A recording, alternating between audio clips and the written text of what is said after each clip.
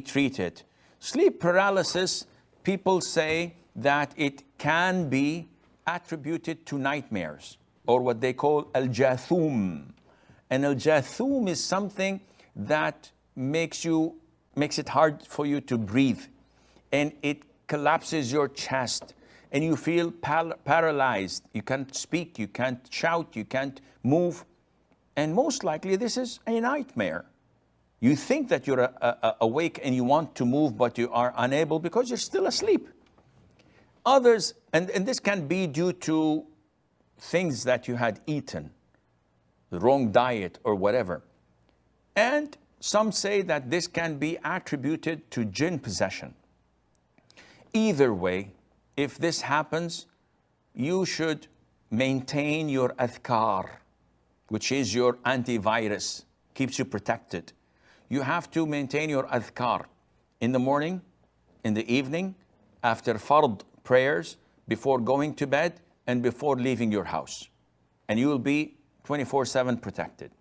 You have to do ruqya. If you are facing this and this is continuous, make ruqya on water, blow on it, drink from it, wash your face with it, multiple times during the day and night, and inshallah, you will not find this afterwards. Dan ketindihan ini dibahas juga dalam dunia medis. Ya, rata-rata kita pernah ketindihan semuanya.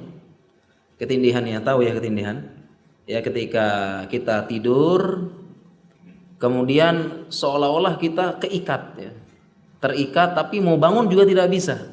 Biasanya mimpinya seram ya. Sedang dikejar tapi mau keluar dari mimpi tidak bisa. Mau sadar tidak bisa. Kita sedang dicekik pelakor atau gimana, dicekik apa vampir ya. Dicekik sama ini, atau ada jalan keluar, sebenarnya kita bisa keluar. Atau sebenarnya di depan kita ada bapak ibu kita, ada teman kita, sebenarnya kita tinggal pegang, tapi kok mau megang tidak bisa.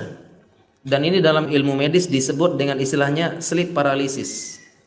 Bagaimana bisa terjadi sleep paralysis? Dalam dunia medis terjadi ketika tubuh sebenarnya sudah siap-siap memasuki fase non-REM. Jadi kalau bangun ya, dia akan masuk fase non-REM tadi. Jadi kan ada non-REM tadi ya, atau naumun mustaghraq sama yang bukan. Nah, ketika orang ketindihan sebenarnya dia sudah siap-siap masuk ke sini. Sudah siap-siap masuk non-REM tapi tubuhnya belum siap.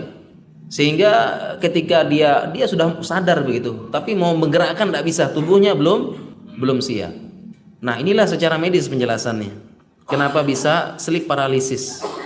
Dan secara medis sampai sekarang sebabnya kenapa bisa orang ketindihan dan sleep paralysis sampai sekarang belum diketahui. Tetapi diperkirakan sebabnya ada kaitannya dengan keadaan psikologis seseorang. Pertama, kelelahan, stres, tekanan, ya, sehingga mengacaukan fungsi otak sebentar. Jadi perpindahan tadi dari fase REM ke non-REM-nya itu tidak lancar. Sempat kacau sebentar. Ya, sehingga muncul ketindihan tadi. Jadi sampai sekarang belum diketahui sebab pastinya. Artinya kalau kamu begini pasti nanti ketindihan. Sampai sekarang belum diketahui. Hanya diperkirakan sebabnya ini. Dan dalam dunia medis dijelaskan sleep paralysis tidak berbahaya. Artinya tidak membahayakan tubuh. Setelah ketindihan artinya nanti bahaya. Habis ketindihan nanti istilahnya sakit ini atau pengaruh ke jantung, pengaruh ke apa, tidak. Jadi sleep paralysis itu tidak berbahaya terhadap tubuh. Dan memang terjadi hanya sebentar, tidak lama-lama.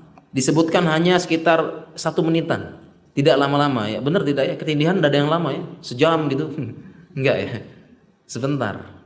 Ya karena memang sudah mulai sadar tapi tubuhnya tidak ngikutin. Sudah pindah ke fase non-REM tapi tubuhnya tidak mengikutin. Ya, tetapi segera otak mengaktifkan tubuh. Jadi tidak apa-apa secara ilmu medis, dan hanya saja mungkin pengaruhnya setelah itu. Pengaruhnya adalah setelah ketindihan tersebut, ya dia harus segera memulihkan psikologis, melupakan, anggap ini normal. Jadi kalau secara medis pengobatannya begitu. Jadi setelah paralisis, kita yakin tidak ada kaitan sama tubuh. Jadi gimana? Udah lupakan saja. Udah anggap biasa. Tidak ada pengaruh dengan tubuh, dengan organ, dengan indera, dengan yang lain, tidak ada. Jadi ya sudah. Kalau ke dokter nanti ceritain seperti itu, bilang udah lupakan aja. Tidak berbahaya.